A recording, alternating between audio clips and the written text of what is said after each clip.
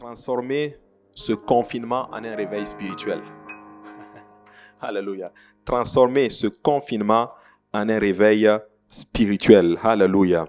Et par la grâce de Dieu, alors que nous sommes en train de vivre cette situation, nous voulons utiliser toutes les occasions pour croître, pour grandir, alléluia, et devenir, alléluia, comme le Seigneur veut que nous soyons. Et comme vous le savez, le monde, malheureusement, est en panique à cause de ce fameux virus qu'ils appellent COVID-19. Tout est affecté par cette pandémie. Les écoles sont fermées, les universités sont fermées, certaines entreprises mettent leurs employés en télétravail, certaines entreprises ont même fermé, certains commerces ont fermé. En fait, le monde, l'économie est vraiment touchée. Et pour moi, je travaille dans un domaine bien particulier et dans mon travail, je parlais avec un de nos clients et il est tellement affecté par cette situation. C'est une personne qui est restaurateur, qui est traiteur et à cause de cette situation-là, il a été obligé d'avoir recours à du crédit. Et il a vraiment été affecté à un point que toutes ses activités se sont arrêtées. Oui? Et il stressait beaucoup.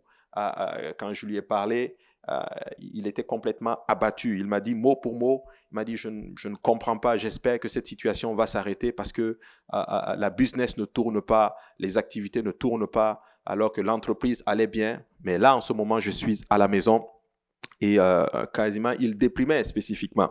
Et par la grâce de Dieu, j'ai pu l'encourager. Je lui ai dit, non, ne vous en faites pas, ça va s'améliorer, ça va se terminer très, très vite. Les choses vont reprendre comme avant. Il faut avoir un peu de courage, un peu de foi. Bon, je n'ai pas dit un peu de foi, parce que c'était une personne non chrétienne, mais j'ai essayé de parler, en tout cas, de le reconforter. Et voici ce qu'il m'a dit. Il m'a dit ceci, il m'a dit, merci d'être là pour moi. Merci vraiment de toutes ces paroles d'encouragement. Et à ce moment-ci, j'ai compris que j'avais quelque chose qu'il n'avait pas. J'avais la paix du Seigneur alors que lui, il ne l'avait pas. Amen. J'ai réalisé que j'avais l'Esprit du Seigneur et malheureusement, lui, il ne l'avait pas. Pourtant, quand on va dans les Écritures, voici ce que Jésus déclare. Jésus dit ceci, « Je vous laisse la paix. Je vous donne ma paix. Je ne vous donne pas comme le monde le donne. » Et il dit que votre cœur ne se trouble point et ne s'alarme point. Vous avez entendu que je vous ai dit, je m'en vais et je reviens vers vous. Si vous m'aimez, vous vous réjouirez de ce que je vais au Père, car le Père est plus grand que moi. C'est un passage que j'ai voulu prendre pour vous montrer en d'autres termes que nous avons la paix du Seigneur. Et quand vous étudiez ce passage, vous allez vous comprendre certaines choses. Jésus nous dit qu'il est avantageux qu'il aille et que nous devons nous réjouir du fait qu'il aille. Et c'est important parce que le passage est vraiment très très bien écrit, car Jésus ne dit pas « je vais chez le Père ». Jésus dit « je vais au Père ». Pourquoi? Parce que le Père est plus grand que moi. Et ce que Jésus était en train d'expliquer ici, c'est qu'il n'est pas en train d'aller vers quelqu'un d'autre. Il va au Père. En fait, il est en train de retourner dans sa fonction de père spécifiquement. Parce que la fonction de père est beaucoup plus grande que la fonction du fils. Alléluia. Et Jésus, en retournant dans la fonction du père, nous avons l'assurance, en d'autres termes, que nous avons toute la provision et toute l'assurance qu'un père peut donner à ses enfants.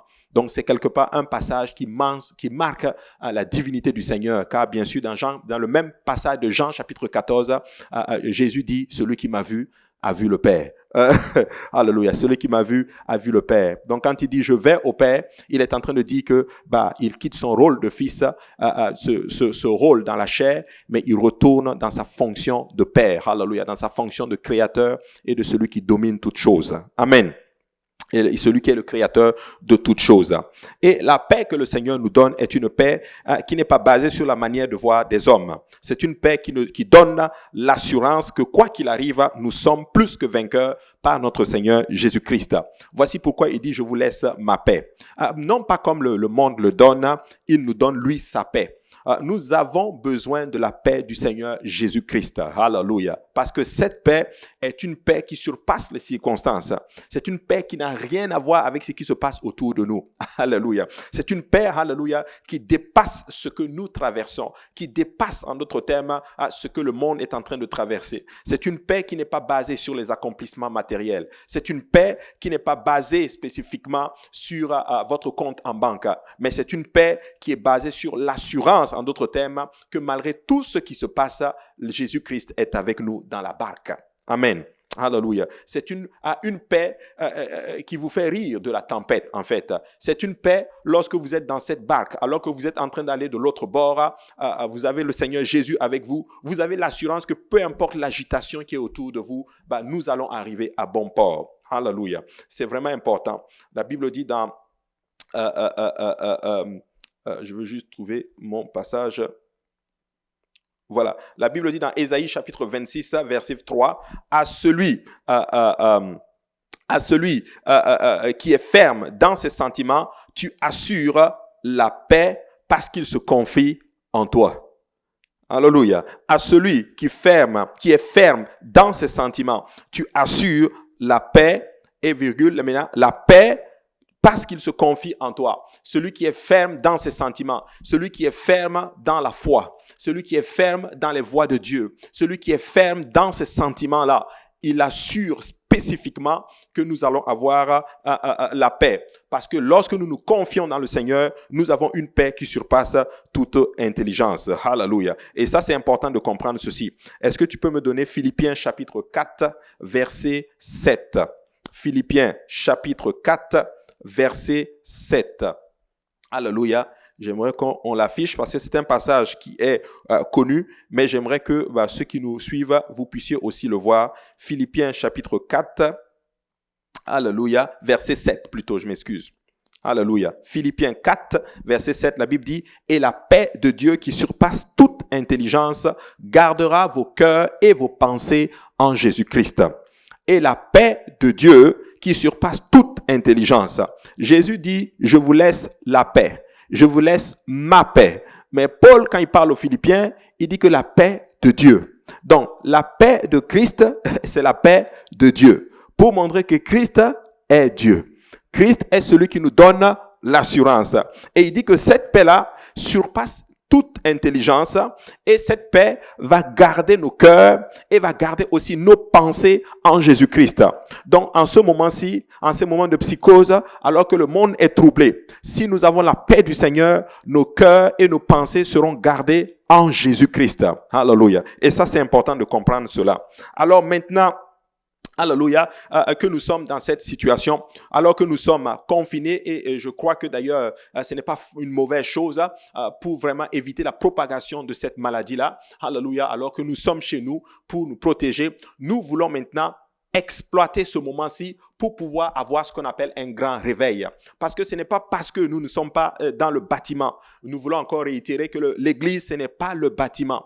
Nous nous réunissons parce que souvent nous sommes nombreux, mais l'église, c'est ceux-là qui ont obéi à l'évangile. C'est ceux qui se sont repentis, qui se sont baptisés au nom de Jésus, remplis de l'esprit, du Saint-Esprit, marchant dans la sanctification. Alléluia.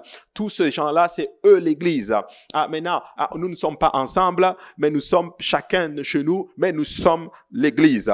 Alors que nous sommes confinés chez nous, comment maintenant nous allons exploiter ce moment-là pour devenir, alléluia, fort, pour devenir plus grand, pour devenir puissant. Parce que quand tu vas dans le livre d'Exode, la Bible dit qu'il y a un nouveau pharaon qui n'avait pas connu Joseph. Et il a commencé à maltraiter les enfants d'Israël. Mais malgré qu'on les maltraitait, ils se multipliaient.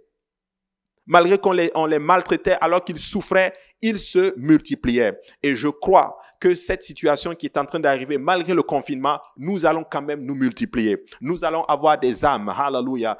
Tout à l'heure, nous en avons parlé. Une personne a envoyé un message disant, je veux qu'on organise mon baptême au nom du Seigneur Jésus-Christ. Alléluia. Et nous rendons grâce à Dieu. Maintenant, nous allons voir quelques points qui vont nous aider à être efficaces, qui vont nous aider, en d'autres termes, à avoir ce réveil tant espéré.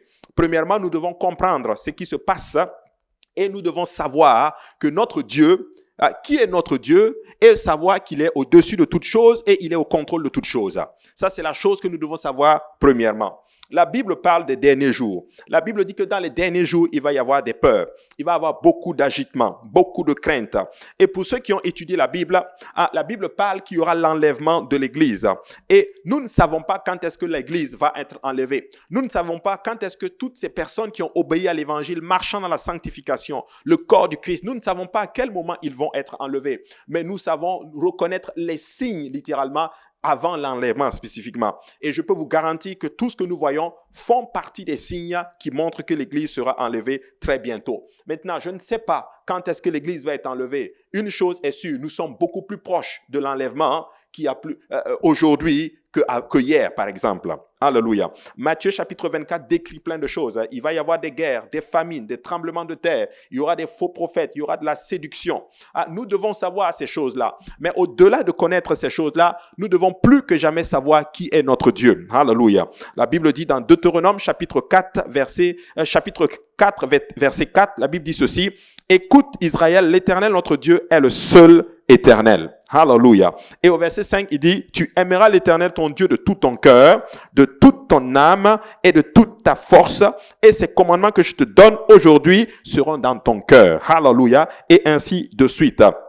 Alléluia. Ça fait quelque temps, hier, j'étais en train de prendre ma douche et le Seigneur m'a dit, fais une étude biblique chez toi à la maison. Fais un service comme si c'était vraiment à l'église. Un de mes fils a prié, ma fille a chanté. Un a pris les offrandes et ma femme a chanté et moi j'ai prêché la parole de Dieu. Alléluia. Et Dieu me dit, dis-leur ce que Dieu veut qu'ils sachent. Alléluia. La première chose qu'ils doivent savoir premièrement. La première chose, et le Seigneur me dit, dis-leur que la première chose qu'ils doivent savoir avant tout, ils doivent savoir que je suis le seul et unique vrai Dieu. Alléluia. C'est important. Ainsi, Deutéronome 6:4 nous le dit. Écoute Israël, l'Éternel notre Dieu est le seul éternel. Tu aimeras l'Éternel de ton Dieu de tout ton cœur, de toute ton âme et de toute ta force. Et au verset 6, l'Écriture dit maintenant, si tu peux aller au verset 6, et ces commandements que je te donne aujourd'hui seront dans ton cœur. Et le verset 7 maintenant nous dit, alléluia, tu les inculqueras à tes enfants, tu en parleras quand tu seras dans ta maison, quand tu iras en voyage, quand tu te coucheras et quand tu te lèveras. Tu en parleras à tes enfants, tu en parleras dans ta maison. Alors, ce que nous devons savoir, mes frères et sœurs, premièrement, c'est que notre Dieu est le seul et unique vrai Dieu. Et son nom, c'est Jésus-Christ. Alléluia. Ésaïe, chapitre 37, verset 14, la Bible dit spécifiquement, pour ceux qui ont étudié cette partie-là, Ézéchias devait se faire attaquer spécifiquement. Il allait se faire attaquer et la Bible dit qu'il a reçu une lettre du diable. J'appelle ça comme ça, une lettre de l'ennemi. Et la Bible dit au verset 14, Ésaïe chapitre 37, verset 14, Ésaïe prit la lettre de la main des messagers et la lut. Puis il monta à la maison de l'Éternel et la déploya devant l'Éternel. Ézéchias reçoit une lettre de menace. Alléluia, de Sanchérib. Il reçoit une lettre, moi je dis une lettre venant du diable. Il prend cette lettre et il ne panique pas. Il ne s'agite pas. Mais il montre à la maison de l'Éternel. Il va déployer cette lettre et maintenant il va lui adresser une prière. Maintenant regardez la prière que Ézéchiel et plutôt Ézéchias adresse. Au verset 16, Ésaïe 37, verset 16, il dit « Éternel des armées, Dieu d'Israël, assis sur les chérubins, c'est toi qui es le seul Dieu de tous les royaumes de la terre. C'est toi qui as fait les cieux et la terre. » Il reconnaît Dieu dans son essence. Dieu est un. Alléluia. Et au-delà de tout ce que nous traversons, nous devons comprendre que le Seigneur, notre Dieu, est le seul éternel. Alléluia. Il est le créateur du ciel. Il est aussi le créateur de la terre. Il est le créateur de toutes choses. Et le monde s'agite. Les gens sont troublés. Il y a de la panique. Mais notre Dieu est le seul et unique vrai Dieu. Ésaïe 45, verset 5, la Bible dit ceci, « Je suis l'Éternel et il n'y en a point d'autre. Hors moi, il n'y a point de Dieu. » Il dit, « Je t'ai saint avant que tu me connusses.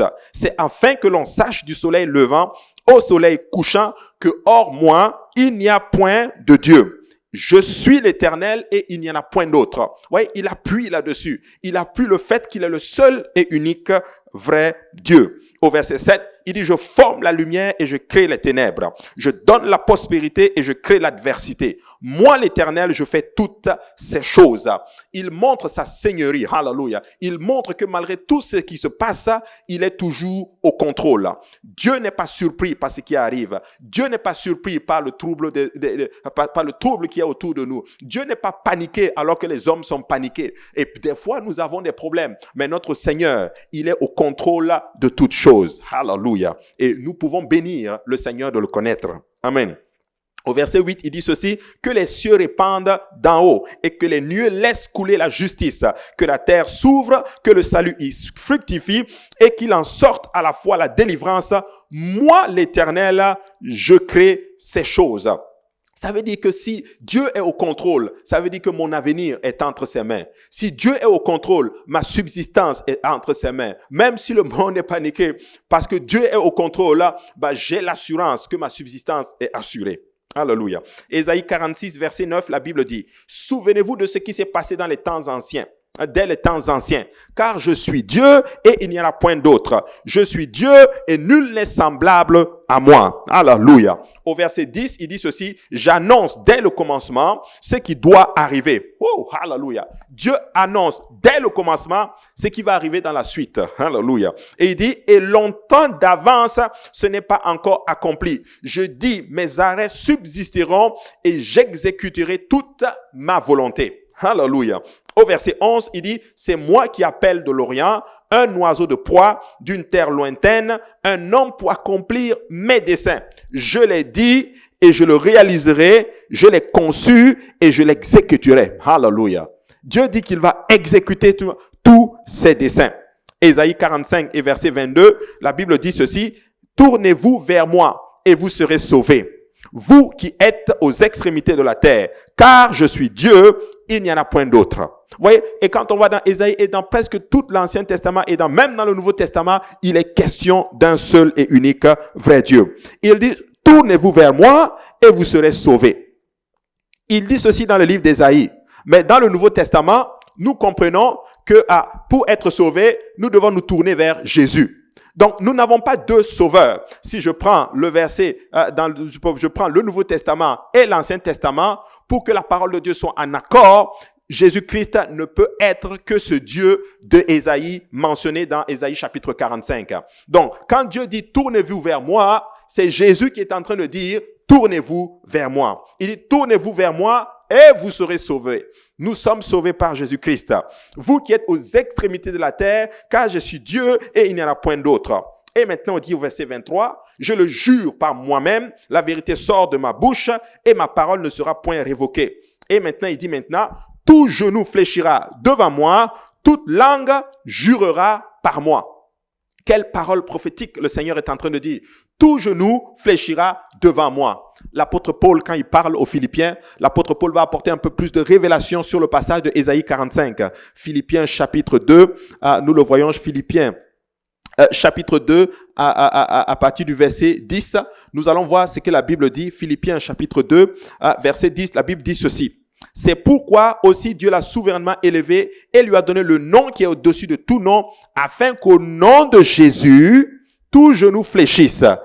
Dieu dit dans Ésaïe 45, je le jure par moi-même, la vérité sort de ma bouche, tout genou fléchira devant moi. Philippiens chapitre 2 dit qu'au nom de Jésus, tout genou fléchira dans les cieux, sur la terre et même sous la terre. Alléluia. Vous savez la façon dont c'est écrit, quand tu prends la version orthodoxe, c'est écrit clairement que tout genou fléchira, toute langue confessera que Jésus-Christ est Yahweh. Que Jésus-Christ est Yahweh. Alléluia. Je vous amènerai un jour cette version-là. Mais dans les traductions, vous devez comprendre qu'au nom de Jésus-Christ, tout genou fléchisse. Donc, pour que ce verset soit vraiment conforme, bibliquement parlant, il faut que Jésus-Christ soit le Dieu de l'Ancien Testament. Et le Dieu de l'Ancien Testament est Jésus-Christ.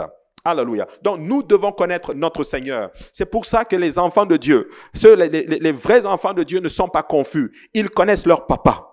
Ils savent que leur papa Jésus est le Dieu fort et puissant, le Dieu glorieux qui a fait les cieux et la terre. Il est le Dieu, alléluia, qui déclare dans le psaume 91, celui qui déclare celui qui repose à l'homme du Tout-Puissant et ainsi de suite. Alléluia. On peut le dire, alléluia. Celui qui repose, peux-tu me donner, je fais toujours l'amalgame, j'inverse souvent les mots. Psaume 91, il dit, celui qui demeure sous l'abri du Très-Haut repose à l'ombre du Tout-Puissant. Le Tout-Puissant dont on parle ici, c'est le Seigneur Jésus. Et nous ne sommes pas confus par ceci. Nous savons qu'en Jésus-Christ, nous reposons, nous demeurons à l'abri du Très-Haut. Alléluia. Très important de comprendre cela. Donc là, nous devons connaître notre Seigneur. Nous savons ce qui se passe autour de nous, mais nous connaissons notre Dieu. Alléluia. Si nous voulons bien sûr transformer ce confinement en un réveil spirituel. Alléluia. Très important. Nous devons d'abord réaliser, j'aurais dû l'expliquer dès le départ, le réveil dont je parle ici, ça va d'abord se manifester d'abord dans notre vie spirituelle à nous-mêmes. À partir de ce moment-là, votre vie spirituelle va complètement changer. Vous allez prendre votre vie au sérieux. Vous allez voir votre vie, votre consécration au sérieux. Alléluia. Vous allez vous réveiller vous-même. Et ce réveil va contaminer les gens autour et va attirer une multitude à connaître le Seigneur. Alléluia. Donc, premièrement, nous devons connaître ce qui se passe autour de nous et nous devons connaître notre Seigneur Jésus et savoir qu'il est au contrôle de toutes choses. Deuxièmement, nous devons persévérer dans la prière dans nos maisons. Nous devons persévérer dans la prière dans nos maisons. C'est triste à dire, mais beaucoup de chrétiens, avant, je dirais, ne prient pas dans leur maison. Alléluia. Le bâtiment était le lieu de rencontre. Le bâtiment était devenu le seul endroit où ils priaient. C'était le seul endroit où ils pouvaient donner des paroles à Dieu. C'était le seul endroit où ils pouvaient spécifiquement lever les mains et donner une louange à Dieu. Bon, gloire à Dieu. Mais aujourd'hui, maintenant, nous sommes confinés à la maison. Maintenant, toute chose concourt à notre bien. Nous devons maintenant prier à la maison maintenant. Alléluia. Et je rends grâce à Dieu parce que nous avons une veillée, plutôt une rencontre de prière hier soir et c'était extraordinaire de voir toutes ces personnes étant à la maison, étant connectées, mais ayant la prière dans la maison. Alléluia. Vous savez, c'est un endroit où nous devons prier. Et Dieu veut que nous réalisons que nos maisons doivent devenir maintenant des temples de l'Éternel. Nos maisons doivent devenir un endroit où la présence de Dieu est manifestée. Un endroit où nous prions. Nos maisons doivent devenir littéralement des tabernacles du Seigneur. Alléluia.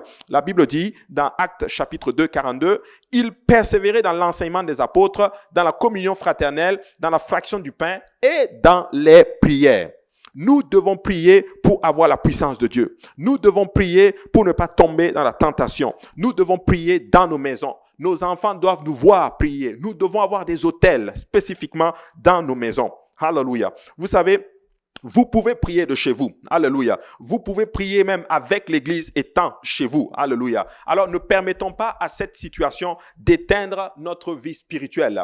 Pour ceux qui avaient l'occasion de prier seulement à l'église, laissez-moi vous dire que vous allez devoir maintenant vous surpasser et avoir une vie de prière chez vous. Alléluia. Sinon, vous allez vous éteindre et vous allez spirituellement mourir. La Bible dit dans Psaume 6 et 18, « Faites en non, pas dans le psaume. Attendez. C'est dans... Attendez, je veux juste...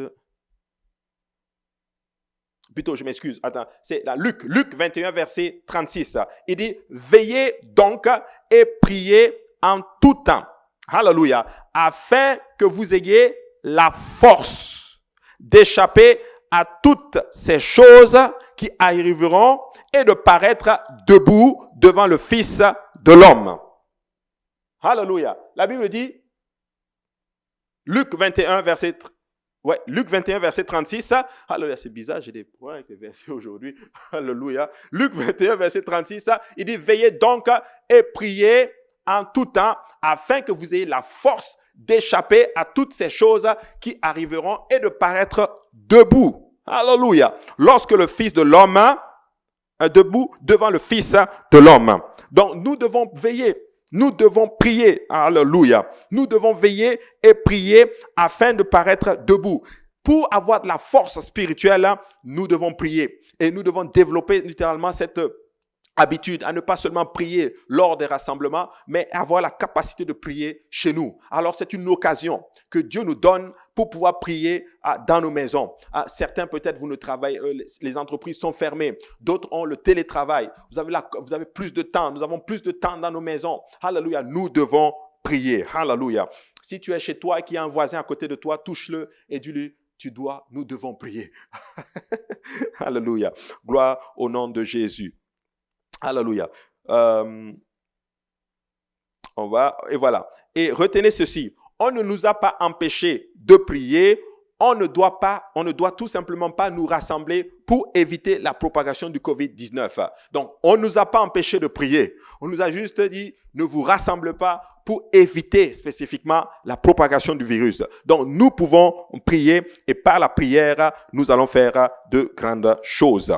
Alléluia. Alors, ça c'est vraiment la deuxième chose que nous devons savoir. Alors, nous devons prier. Nous devons prier. Notre pasteur Seigneur dit toujours ceci. Il dit, pas de prière, pas de puissance. Alléluia. Peu de prière, peu de puissance. Alléluia. Et ça, c'est important. Beaucoup de prière, beaucoup de puissance. Et nous avons besoin de puissance pour pouvoir surpasser les moments que nous sommes en train de traverser. Alléluia. Très important. Marc chapitre 14, verset 38, la Bible dit ceci: veillez et priez afin que vous ne tombiez pas en tentation. Il dit, l'esprit est bien disposé, mais la chair est faible. La chair est faible. Alléluia. Donc, nous devons prier parce que notre chair est très faible. Alléluia. Notre esprit est bien disposé, mais notre chair est faible. Alléluia. Éphésiens chapitre 6, verset 18, la Bible dit ceci: faites en tout temps par l'esprit toutes sortes de prières et de supplications. Veillez à cela avec une entière persévérance. Paul, quand il parle aux Éphésiens, il le dit ceci: veillez à cela avec une entière persévérance. Pourquoi il parle de cela? Parce que nous serons dans des moments difficiles, des moments où tu n'auras pas envie de prier. Mais il dit que nous devons persévérer dans les prières, nous devons veiller à cela avec une entière persévérance et nous devons prier pour tous les saints. Alléluia. Donc, on ne nous a pas empêchés de prier, nous ne devons juste pas nous rassembler. Alléluia, jusqu'à ce que tout rentre dans l'ordre et par la grâce de Dieu, tout rentrera dans l'ordre très bientôt. Amen. Gloire à Dieu. Troisième chose que nous devons savoir pour transformer ce confinement en un réveil spirituel, nous devons persévérer toujours dans les enseignements. Nous devons persévérer dans la doctrine des apôtres.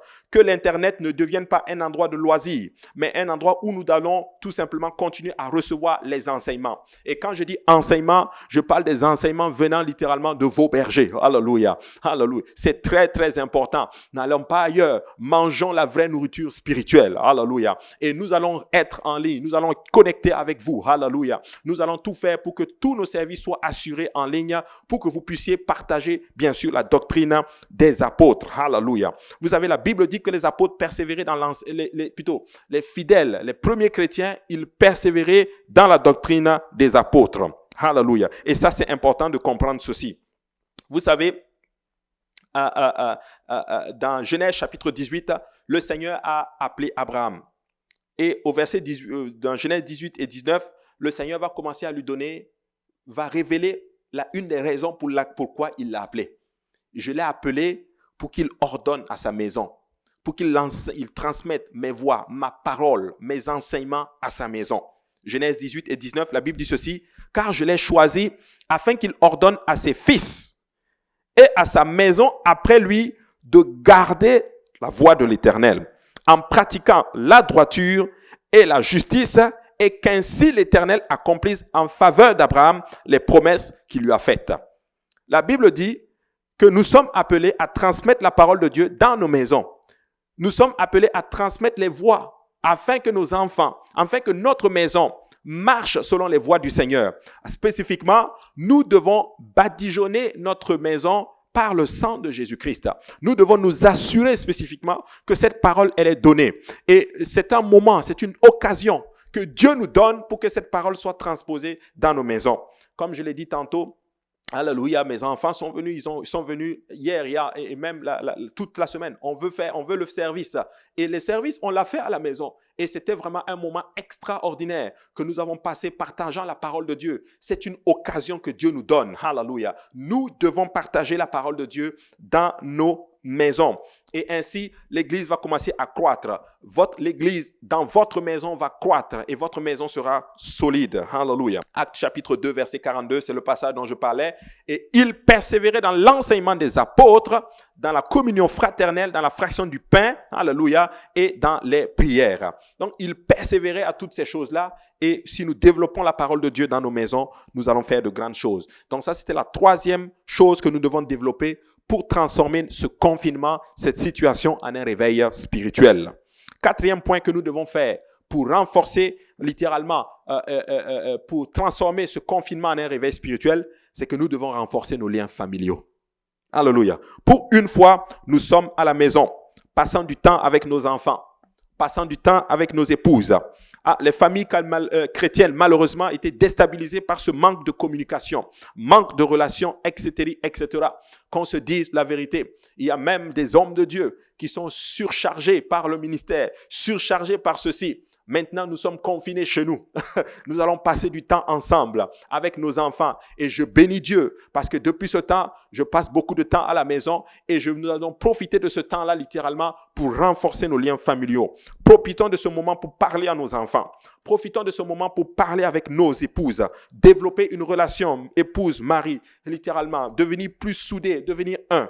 Que la cohésion familiale revienne et que les liens se ressoudent sous la main puissante de Dieu, sur la parole de Dieu. Genèse 2 et 4 et 24 dit ceci. C'est pourquoi l'homme quittera son père et sa mère et s'attachera à sa femme et ils deviendront une seule chair. Une seule chair, ça veut dire ceci. Une seule pensée, un seul but, unis littéralement, une communication, une fraternisation, soudés, des liens forts, des liens familiaux littéralement. Malheureusement, nous avons perdu ceci. Nous le disons ce verset, mais nous ne comprenons pas la profondeur de ce verset. Dieu veut que les liens entre nos épouses et nos enfants, mari et femme, nous soyons soudés ensemble. Hallelujah. Le temps viendra où tu seras obligé de rester à la maison et parler avec maman. Et maman sera obligée de rester à la maison et parler aussi avec papa. Papa, on est à la maison maintenant. Alléluia. Et ça, c'est important de comprendre. 1 Timothée 5, 8 dit ceci. Si quelqu'un n'a pas soin des siens, et principalement ceux de sa famille, il a renié la foi. Et il est pire qu'un infidèle, dit la parole de Dieu. Alors, Dieu est en train de nous montrer un principe. Vous savez, un enfant de Dieu, il utilise toutes les situations autour de lui pour croître et devenir meilleur et ressembler plus à son Dieu. Ressembler plus à Jésus-Christ. Alors, cette situation, elle est probablement dramatique. C'est triste. C'est vraiment triste de voir toutes ces personnes malades et même des personnes qui décèdent. Mais vous savez quoi? Pour ceux qui sont vivants, nous devons exploiter cela pour devenir de meilleurs chrétiens. Psaume, chapitre 128 et 3 dit ceci. Ta femme est comme une vigne féconde dans l'intérieur de ta maison. Tes fils sont comme des plants d'olivier autour de la table. Donc, il imagine ici une famille assise autour de la table, littéralement, en train de souper ensemble. Hallelujah. Et Dieu dit, waouh, ça c'est la famille, littéralement. C'est ça la vraie famille chrétienne. Une femme, la femme, elle est féconde et tes enfants sont des vignes autour de toi dans la maison. Que Dieu nous aide, que nos liens familiaux se ressoudent, que nos liens familiaux soient de plus en plus forts. Hallelujah. Que l'amour, la cohésion, les liens familiaux reviennent dans nos maisons et que nos foyers soient de plus en plus solides dans ces moments difficiles. Et je vous dis que si nous atteignons ces moments-ci, nous allons faire un réveil extraordinaire. Par la grâce de Dieu, nous allons gagner encore plus d'âmes. Par la cohésion, par l'amour et par l'image familiale que Dieu veut, les gens verront à l'extérieur ce réveil-là en nous et ils vont vouloir nous ressembler. Alléluia. 5e point, pour transformer ce confinement en un réveil spirituel. Nous allons renforcer les liens avec les frères et sœurs en Christ. Alléluia. Profitons de ces moments pour s'appeler et prendre des nouvelles les uns les autres. C'est vrai que le gouvernement déconseille littéralement les rencontres, plutôt les visites familiales pour éviter la propagation du virus, mais ils n'ont pas empêché que nous nous appelons. Le Covid ne peut pas se transmettre par téléphone. Alléluia. Nous pouvons nous appeler les uns les autres. Alléluia. Si nous développons ça, où nous appelons les uns les autres, oh ma sœur, j'appelle pour prendre de tes nouvelles. Je ne t'ai pas vu depuis un certain temps, mais nous sommes ensemble en esprit. Appelons-nous les uns les autres. Renforçons les liens entre frères et sœurs. Alléluia. La Bible dit dans Jean chapitre 13, verset 34. Je vous donne un commandement nouveau. Aimez-vous les uns les autres. Comme je vous ai aimé, vous aussi aimez-vous les uns les autres. À ceci, tous reconnaîtront que vous êtes mes disciples si vous avez de l'amour les uns pour les autres. Jésus a donné, il appelle cela un commandement nouveau. Il dit que nous devons nous aimer les uns les autres. Ainsi, dans ces moments, renforçons les liens. Appelons-nous plus souvent. Peut-être qu'il y a quelqu'un que tu n'as jamais appelé alors que vous vous voyez à l'église. C'est l'occasion de prendre son contact, hallelujah, alors que nous avons ce groupe qui est créé, d'envoyer un message d'encouragement, d'appeler tel pour prendre des nouvelles, d'appeler telle maman qui a les enfants, qui est probablement seule pour prendre de ses nouvelles, d'appeler ce papa pour prendre de ses nouvelles, pour encourager. Développons à prier peut-être les uns avec les autres, des binômes en priant, hallelujah, ensemble, au téléphone pour nous encourager parce que nous sommes dans des temps difficiles et nous avons besoin les uns les autres. Et si nous faisons ceci, laissez-moi vous dire qu'après ceci, nous allons sortir de là avec un réveil extraordinaire. Alléluia. Romains chapitre 12 et 9 dit ceci. Que la charité soit sans hypocrisie. Ayez le mal en horreur. Attachez-vous fortement au bien. Par amour fraternel, soyez pleins d'affection les uns pour les autres. Par honneur, usez de prévenance réciproque. Ayez du zèle et non de la paresse. Soyez fervents d'esprit, servez le Seigneur. Peut-être que nous ne sommes pas ici, mais nous pouvons servir le Seigneur étant de chez nous. Alléluia. Nous pouvons nous aimer. Écoutez, c'est l'occasion de développer notre amour les uns pour les autres. C'est l'occasion de nous appeler les uns les autres. Et je rends grâce à Dieu, les forfaits sont illimités. Je sais que la plupart d'entre vous avez des forfaits illimités. Nous pouvons nous parler, nous pouvons nous encourager. On peut s'appeler tous les jours.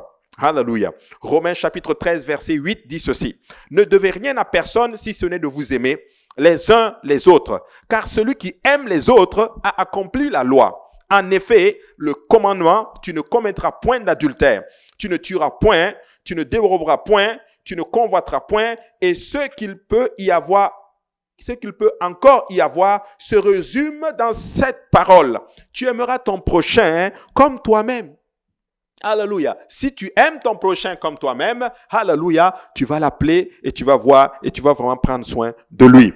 Alors, développons nos liens fraternels. Développons cela, notre amour fraternel. Je vous en prie, appelons-nous les uns les autres. Trouvez le numéro de quelqu'un. Si vous n'avez pas le numéro de tel, écrivez à tel qu'il a le numéro. Appelons-nous les uns les autres. Toute cette semaine, appelons-nous et encourageons-nous. Alléluia. Par la grâce de Dieu. 6e point, que nous allons, pour transformer ce confinement en un réveil spirituel, nous allons témoigner aux perdus. Cette situation est une équation pour témoigner au plus grand nombre, à ceux qui sont perdus. Nous devons leur prêcher l'évangile de Jésus-Christ. C'est un temps où nous devons chercher à transmettre la parole de Dieu, l'évangile de Jésus-Christ. Nous ne sommes pas appelés à prêcher autre chose. Alléluia. Parce que c'est l'évangile qui sauve.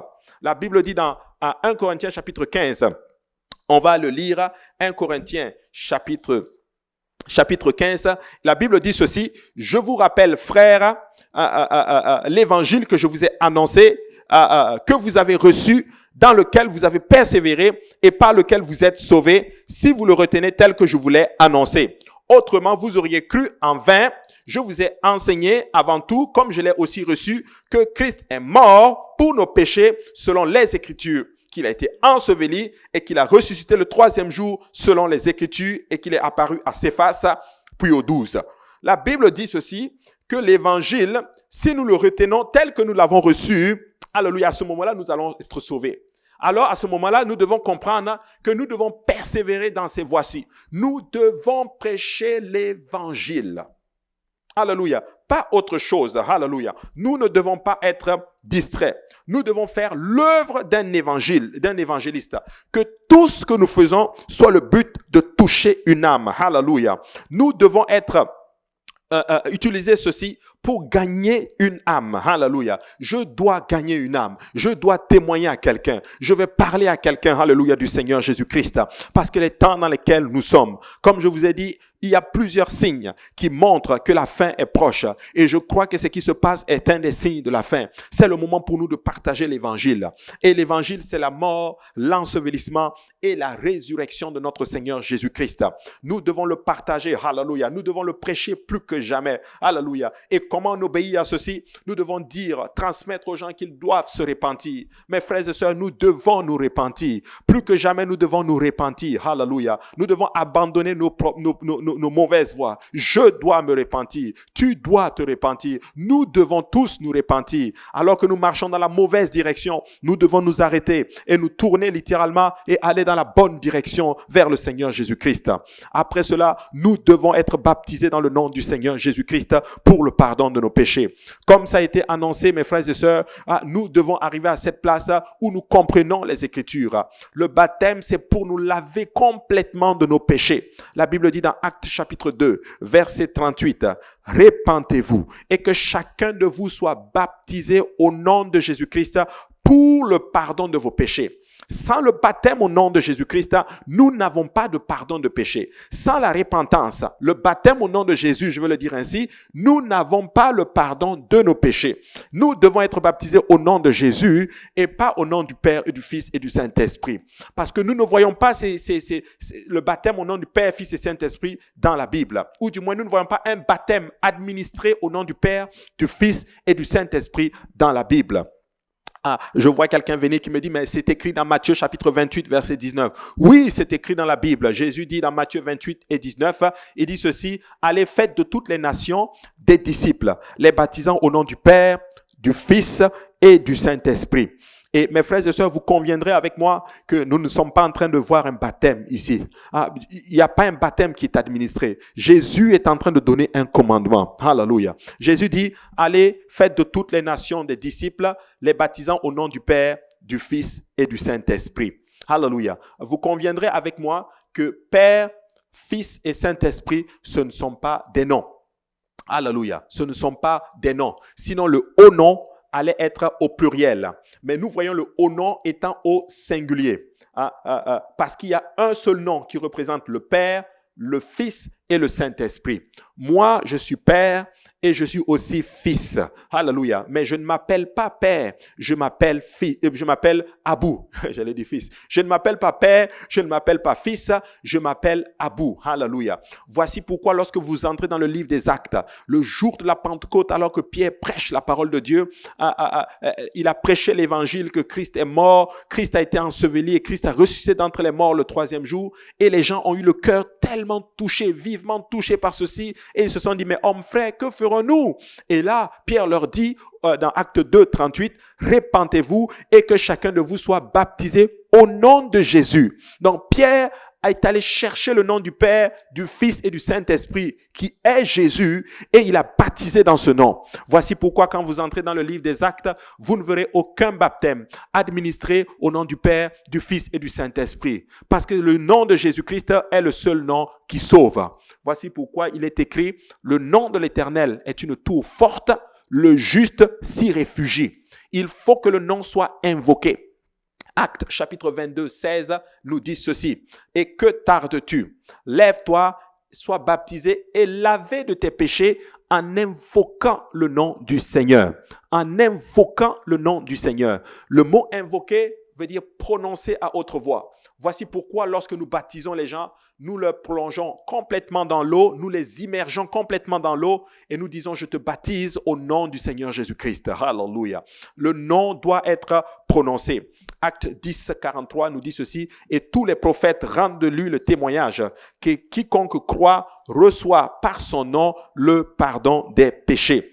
Tous les prophètes, acte 10, 43, rendent lui le témoignage que quiconque croit en lui reçoit par son nom, le pardon des péchés. Donc, il est important que le nom soit invoqué sur nous. Et dans Actes chapitre 4, verset 12, il est écrit ceci. La Bible dit, dans Actes chapitre 4, verset 12, l'Écriture dit, la Bible dit, il n'y a de salut en aucun autre, car il n'y a sous le ciel aucun autre nom qui ait été donné parmi les hommes, par lequel nous devons être sauvés. Ainsi, mes frères et sœurs, nous devons prêcher l'évangile. Nous devons dire aux gens qu'ils doivent se repentir et qu'ils doivent être baptisés dans le glorieux et puissant nom de notre Seigneur Jésus-Christ. C'est le seul nom qui donne le salut, comme le Acte 4, 12 le dit. Et comme tous les baptêmes sont administrés au nom de Jésus, nous voulons vous baptiser au nom du Seigneur Jésus-Christ. Et par la grâce de Dieu, vous allez avoir le salut de votre âme et vous serez sauvés et Dieu sera glorifié. Alléluia. Donc, c'est important de comprendre ces choses-là. Je peux vous prêcher un autre message.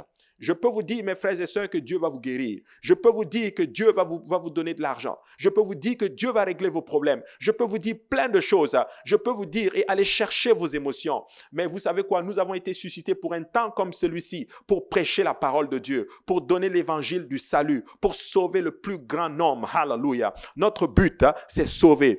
Paul disait ceci, je fais tout pour gagner le maximum de personnes. Alors l'évangile qui sauve, comme 1 Corinthiens nous dit, c'est l'évangile de Jésus-Christ.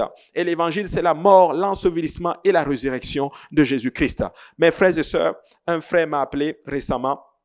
Je voulais en parler ce matin, je n'ai pas eu l'occasion, mais un frère m'a appelé cette semaine et il était en train de m'encourager. Il était quasiment presque comme pas déprimé, mais comme il était comme touché littéralement. On pouvait sentir que soit il avait une expérience avec le Seigneur et apparemment il a eu un songe. Et dans ce songe, il m'a dit, pasteur, je t'appelle pour t'encourager. Il n'est même pas de l'église ici, il est de l'autre église de Saint-Laurent. Il m'a dit, je voulais t'encourager. Je voulais vraiment t'encourager et te dire, parce que Dieu m'a montré quelque chose. Il m'a dit, peut-être avant, tu avais peut-être un peu peur de certaines choses, tu avais un peu peur, mais aujourd'hui, tu n'as plus peur. Tu dis ce que Dieu te demande de dire. Hallelujah. Et Dieu me dit aussi de te dire, de t'encourager, de continuer à dire sa parole. Parce que dans le songe, je t'ai vu, tu prêchais la parole de Dieu. Tu prêchais beaucoup la repentance.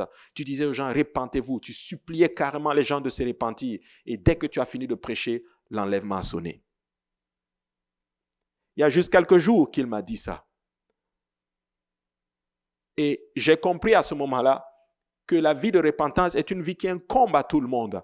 Peu importe qui vous soyez, que vous soyez pasteur, prédicateur, peu importe votre titre, peu importe qui vous soyez, nous devons nous repentir sous la main puissante de Dieu. Nous devons nous mettre parce que les temps sont difficiles. C'est le temps pour nous, hallelujah, de réaliser que les temps dehors sont difficiles. La peur et la psychose qui est en train de se passer littéralement, les gens souffrent. Mais nous qui connaissons l'Éternel, nous devons nous réfugier et nous devons partager cette parole à tout le monde. Nous devons dire à tout le monde qu'ils doivent se repentir. Même si nous ne pouvons pas peut-être même sortir pour éviter la propagation, nous pouvons utiliser nos téléphones pour partager ces messages. Des messages, nous pouvons utiliser le téléphone, appeler les gens, utiliser tout ce que nous avons, nos tablettes, nos internets, pour donner la bonne parole de Jésus-Christ.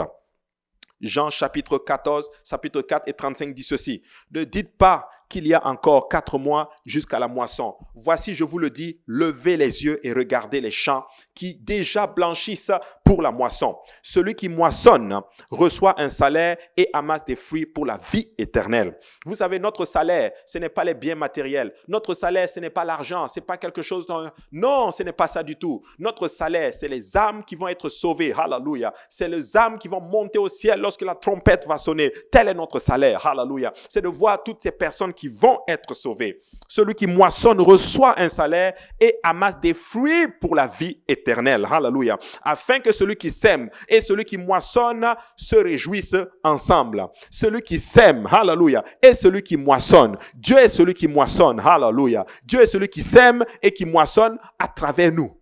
Alléluia. Et ensemble, nous allons nous réjouir. Proverbe 11 et 30 dit ceci. Le fruit du juste est un arbre de vie et le sage s'empare des âmes.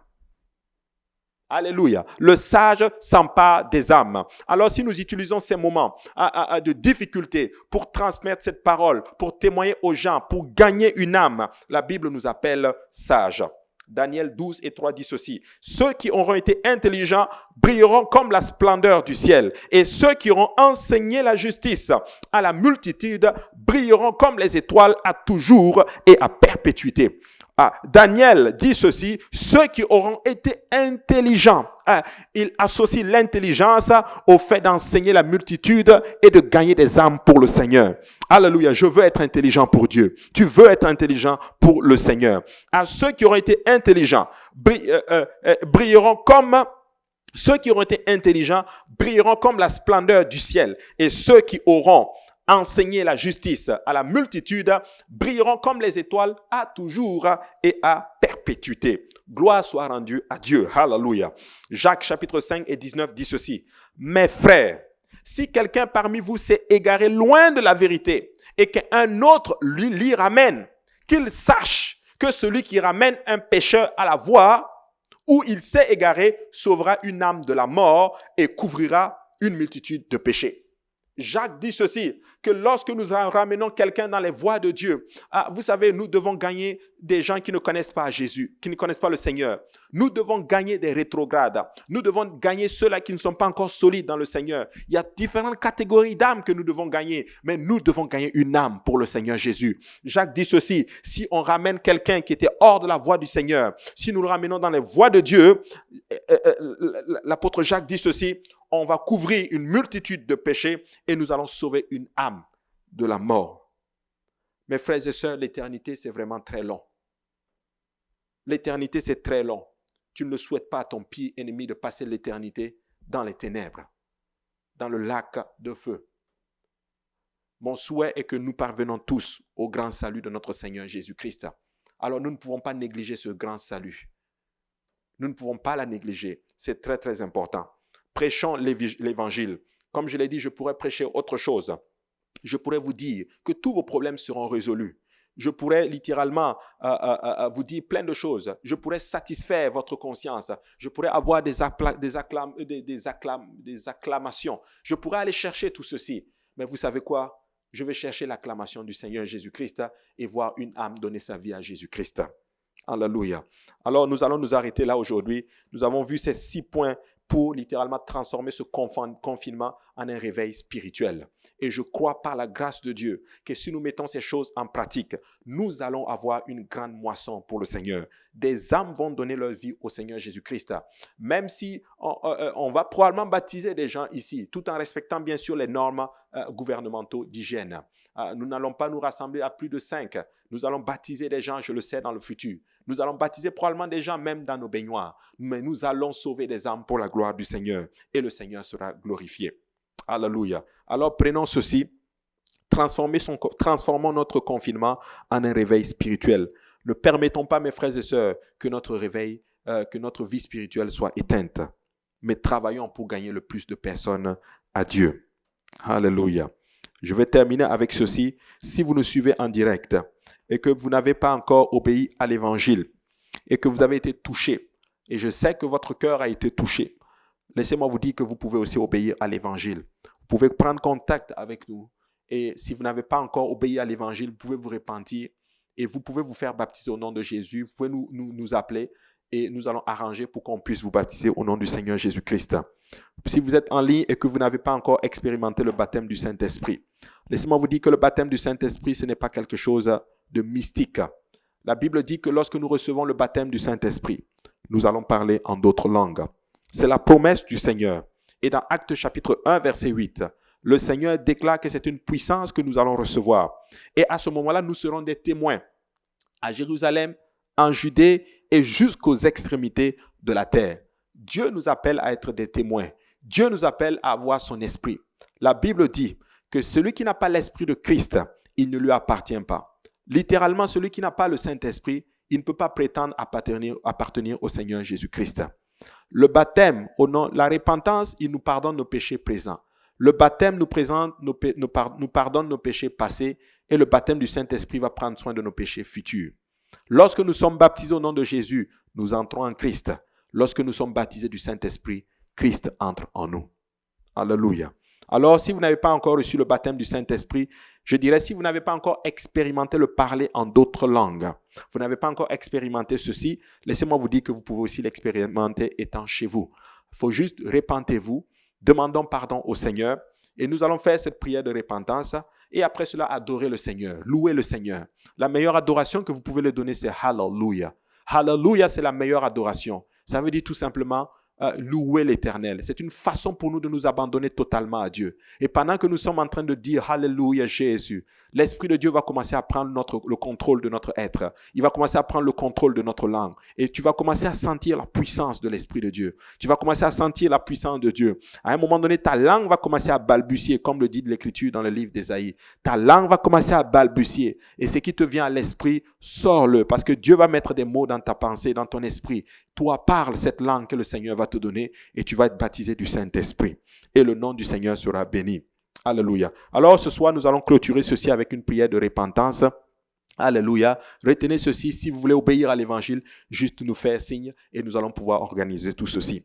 Alléluia. Alors nous allons prier le Seigneur. Si vous êtes chez vous, vous pouvez vous tenir debout et nous allons prier, nous allons demander pardon au Seigneur, qu'il nous donne la force de passer par ces moments difficiles, qu'il nous donne l'énergie, qu'il nous donne un esprit de prière, qu'il nous donne un esprit de force, un esprit d'étude de la parole, un esprit de veille et de persévérance. Alléluia. Afin que nous puissions être debout lorsque la fin arrivera. Au nom de Jésus, nous te prions maintenant, Seigneur. Je veux te prier pour ceux-là qui nous ont écoutés. Je veux te prier pour nous-mêmes, Seigneur Jésus. Nous voulons nous repentir devant toi, Seigneur Jésus. Ta parole déclare que sans la repentance, il n'y a pas de pardon de péché, Seigneur. Papa, nous reconnaissons que les temps sont difficiles. Père, nous reconnaissons maintenant, Seigneur Jésus, que les signes sont là. Ton avènement est vraiment pour bientôt, Seigneur Jésus. Nous ne voulons pas négliger, Seigneur, ton grand salut. Nous voulons maintenant nous réfugier dans ton nom, Seigneur Jésus. Ta parole déclare que ton nom est notre tour forte, Seigneur Jésus. Le juste s'y réfugie, Seigneur Jésus. Nous voulons nous réfugier sous ton nom puissant, Seigneur Jésus. Alléluia. Ne permets pas que nos âmes soient perdues, Seigneur. Ne permets pas, Seigneur, Papa, quand c'est ce moment de peur, Seigneur, que nous soyons distraits, mais que nous soyons focus. Que nos familles soient sauvées, que nos liens maintenant familiaux soient soudés, Seigneur Jésus, que nos foyers soient de plus en plus solides, nos mariages bâtis sur le roc, sur toi-même, Seigneur Jésus. Alléluia. Alléluia. Aide-nous à gagner le plus d'âmes possible, Seigneur. Dépose maintenant un esprit d'évangélisation, Seigneur, Papa, que nous puissions partager cette parole, même au téléphone, à travers tous les moyens, Seigneur. Aide-nous à faire l'œuvre d'un évangéliste, Seigneur Jésus-Christ. Alléluia. Aide-nous, Seigneur, à témoigner et à prêcher ta parole, Seigneur, mon Dieu. Alléluia. Aide-nous à faire la différence dans un temps comme celui-ci, Seigneur. Que l'honneur et la gloire te soient donnés, que ton amour demeure dans nos cœurs par ton esprit, Seigneur. Que l'amour fraternel soit de plus en plus solide, Seigneur. Alléluia. Dans le nom de Jésus, Seigneur. Que ta connaissance abonde et surabonde dans nos maisons, Seigneur. Au nom de Jésus-Christ, nous prions. Amen. Que la paix du Seigneur soit avec vous. Amen.